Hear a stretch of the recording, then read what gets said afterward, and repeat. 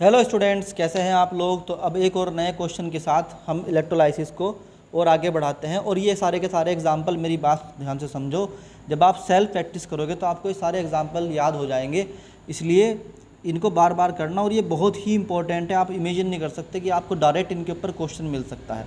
तो क्वेश्चन में पूछा गया है कि इलेक्ट्रोलाइसिस करके दिखाओ किसकी, ऑफ एक्वस सोडियम एसीटेट यानी कि CH3COO की, क्या करके दिखाओ, इलेक्ट्रोलाइसिस करो, और किसकी प्रेजेंस में, प्लेटिनम इलेक्ट्रोड की प्रेजेंस में। ठीक है, तो बहुत सिंपल सा और बहुत प्यारा सा क्वेश्चन है। इसको सॉल्व करते हैं। सबसे पहले हम देखेंगे कि एनोड पे क्या होगा। एनोड मतलब इलेक्ट्रॉन एक्सेप्टर, मतलब इलेक्ट्रॉन एक्सेप्टर। ठीक है, याद रखना कि इलेक्ट्रॉन को एक्सेप्ट कौन करता है, वो एनोड करता है। तो एनोड पर जब आप जाओगे तो वहाँ पर आपको क्या होगा, पहले इस बात को समझो कि CH3COONA बेसिकली होता क्या है कि CH3COONA बेसिकली जब एक्वस सॉल्यूशन के अंदर यानी पानी के अंदर डाला जाता है तो CH3COO negative and Na positive में कन्वर्ट हो जाता है, टूट जाता है।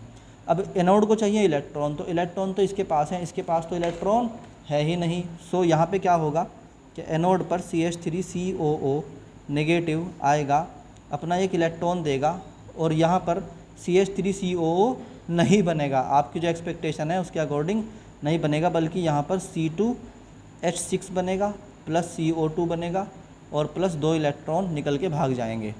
आई बात समझ में कि नहीं आई। इसका मतलब हमें यहाँ 2 मॉलिक्यूल लेने पड़ेंगे, तब जाके रिएक्शन बैलेंस होगी। तो यहाँ पर 2 इलेक्ट्रॉन निकल गए, ठीक, यानी ये इसका एंड प्रोडक्ट है। क्वेश्चन अगर पूछा जाएगा तो ये भी, अगर नीट में ये क्वेश्चन पूछा जाता है तो ऐसे पूछा जाता है, what is the end product of electrolysis of aqueous CH3COONA at platinum electrode. तो आप बताओ कि भाई प्लेटिनम इलेक्ट्रोड पर जब होता है तो एक तो हमें मिलता है C2H6, एक हमें कार्बन डाइऑक्साइड गैस मिलती है, और 2 इलेक्ट्रॉन मिलते हैं। अब आ जाओ आप कैथोड पे, तो एट कैथोड क्या होगा, एट कैथोड जो 2 हाइड्रोजन के बचे हुए हैं, कौन बचे हुए हैं, यानी 2 हाइड्रोजन के जो आयन बचे हुए हैं वो 2 इलेक्ट्रॉन्स ले लेंगे और हाइड्रोजन गैस को रिलीज़ कर देंगे।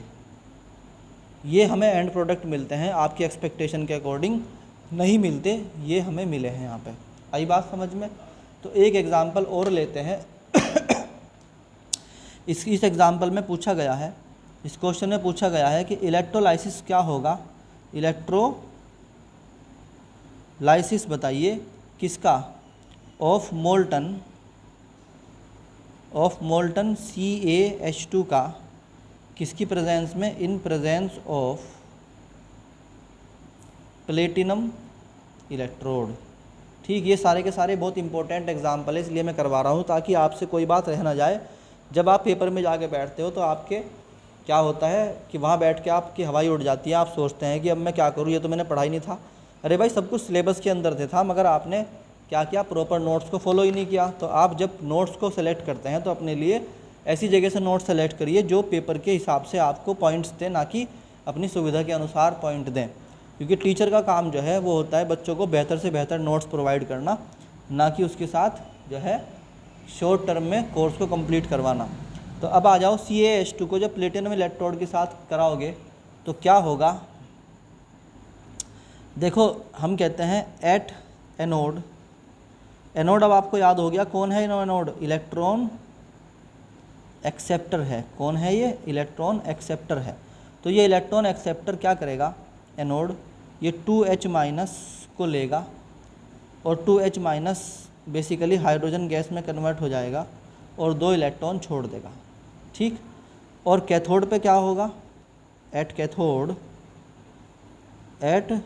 कैथोड क्या होगा, आपकी जो हाइड्रोजन के आयन्स हैं 2H+, सॉरी, ये जो आपके पास Ca पॉजिटिव का आयन है Ca++, ये 2 इलेक्ट्रॉन लेगा और कन्वर्ट हो जाएगा कैल्शियम मेटल में। किसमें, कैल्शियम मेटल में। अब आपको ये समझ में नहीं आ रहा होगा कि हमने अब तक H+ आयन देखा था, अभी हमने H- आयन पहली बार देखा है। तो अब बात को ध्यान से समझो, मैं थोड़ी सी डीप में जाऊँगा। ये तो सॉल्यूशन कंप्लीट हो गया, इसको अभी मत उतारना जब तक कि कम्प्लीटली समझ में ना आ जाए।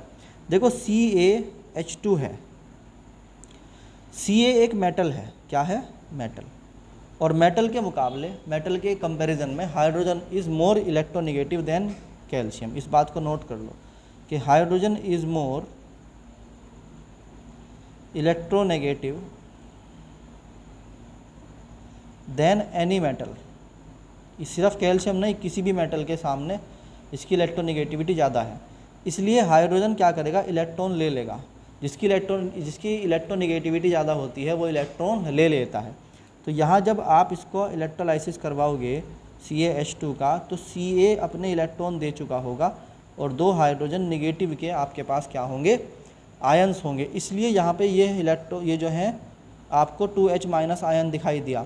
फिर ये लिबरेट हुआ एनोड पर और हाइड्रोजन गैस लिबरेट हो गई।